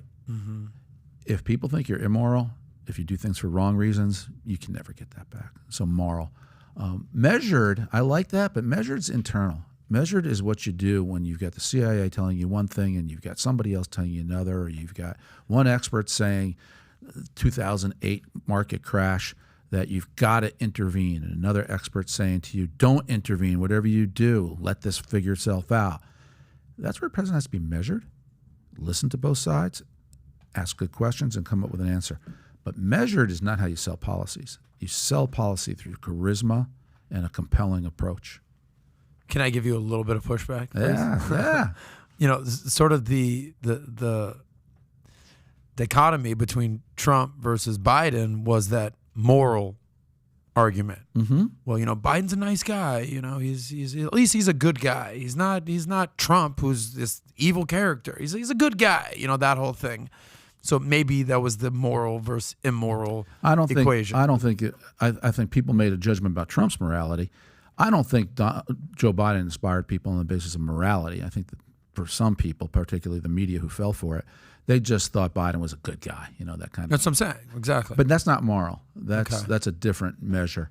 You know, I'm not sure about Biden's morality. I think there's a lot we don't know, because I do think he lied about what he knew about his son's business dealings. A whole series of texts and emails and photos have come out that show Joe Biden lied about that. He's been contradicted by evidence. So and you know, when I see Joe Biden saying about Mitt Romney, that Mitt Romney and Republicans want to put you all back in chains, as he said to a black audience in 2012, I do question Joe Biden's morality. Joe Biden has a history of playing on America's racial divisions. Jim Crow 2.0, put you all back in chains, semi-fascists. Joe Biden loves to play in that arena for the purpose of dividing the American people and drawing support to the Democratic Party. But when he says that Mitt Romney and Republicans want to return this country to slavery, you're going to tell me that's a moral statement? That's a moral man? That's a man playing some of the lowest politics around racial lines. Identity politics, vicious game. Thank you for that response. What's this right here? 2018, son, I love you more than you'll ever know, but you got to get your things together. You need help. Joe Biden voicemail to Hunter Biden is a wonderful. Go a little lower. Go a little lower. Go a little lower. And a message, the former president, is that I called to tell you I love you. I love you more than the whole world, pal. You got to get some help. I know you don't know what to do. I don't either. Well, that's that's not the real one. The one I was looking for is the one where he says, "Hey, man, I think you're clear." Right. The New York Times story. Exactly. The Times is releasing a piece. I think you're clear. You know, et cetera, et cetera. What do you think about what Musk is about to do here with all the stuff he's releasing with Twitter? You know, I love it. On the other hand, who cares about Twitter? I mean, why are we all so hung up on this stuff? You know, if Twitter went away, I'd be fine. I like Twitter. I tweet. It's a great way to get your message out, et cetera. But life is bigger than that. And that's all always. Ari Fleischer, I think you just poked the bear a little bit. Pat is very big on Twitter right now. Oh, no. I'm curious to know what he thinks about it. Yeah. You know, for me, my thought is for a guy to buy Twitter that is officially not running it the same way that YouTube, Google. Well, that's why I began this by saying I love it because he's a contrarian voice. The fact that now he's being criticized as he's looking like a Republican running Twitter. How many freaking Democrat billionaires run media outlets? As soon as that happens, you take over the Washington Post, you take over, you run the New York Times, local newspapers. As long as you're a Democrat or a liberal, it's perfectly acceptable. It's the way it should be. But if you're a Republican, you cannot run a media outlet if you're a Republican, according to the media. Jason, but the Bolt, Elon wasn't super political on Twitter until Bernie Sanders, Elizabeth Warren started attacking him for no reason. Then others followed. Of all the dudes they could have attacked, they chose the guy most capable of helping government solve problems. Strange choice. Yeah. Several other major Democratic politicians attacked me too, all around the same time. It was coordinated outside of party leadership and independents like Manchin. They are essentially actors on the political stage, not directors or scriptwriters. Do you agree with them? Yes. And look, I think Elon Musk is the best counterpuncher in America. Elon Musk knows how to fight back, and he doesn't go too far. And he's very witty and good at it. Donald Trump could learn a few lessons from that. Donald Trump, when he counterpunches, often ends up hitting himself in the chin, his own chin. So there's a lot about Elon Musk I like. But again, my bigger point here is I'm going to continue to tweet as long as Twitter exists. I'll continue to use that as a forum to get my message out. But life is so much bigger than social media. Ari, I think you're being a little bit naive. And, of course, there's life more than social media. But when you're trying to have a voice without people silencing you, you kind of need other options. And I like what happened yesterday with Tim Cook and Elon Musk getting together. I think Elon Musk even responded to Tim Cook. Or he said something about he was at the Apple headquarters and he tweeted about that. And then even yesterday when they interviewed Sam Bankman-Fried at New York Times, at the same event, Reed Hastings was interviewed. And they said, hey, so what do you think about Elon Musk? I think he is the biggest genius creative in the world. He says he has a different style of leading. I have a different style of leading, but I think he's a genius. I think he's good. I think we have to be a little bit more patient with what he's. I was very surprised for Reed Hastings to say that. And Reed Hastings, I think gave $3 million to Newsom or somebody, and he's a major contributor to the left himself. So for him to say those words about Elon was great to see. And now Tim Cook's position, where they're not planning on taking Twitter off Apple's app, all the other stuff. It's great to see. I think you need opposition. That's all I'm right. saying. Yeah. I think we need opposition. Very simple. I totally agree with that. That's what I. Okay. But I guess if I were to give advice to a president, I would tell the president, don't tweet and don't look at Twitter. Did you see what Trump said yesterday? He said he had no plans of coming back to Twitter. He's going to stay on Truth. So you think that's the right move? That's a financial move. Because he has no choice, because it's a SPAC. That's an Truth Social. Yeah, that's what I said. Go ahead. Can I ask one follow-up about media in general? Back to that Reagan speech you gave a few months ago about your book. I mean, essentially that's what this is about.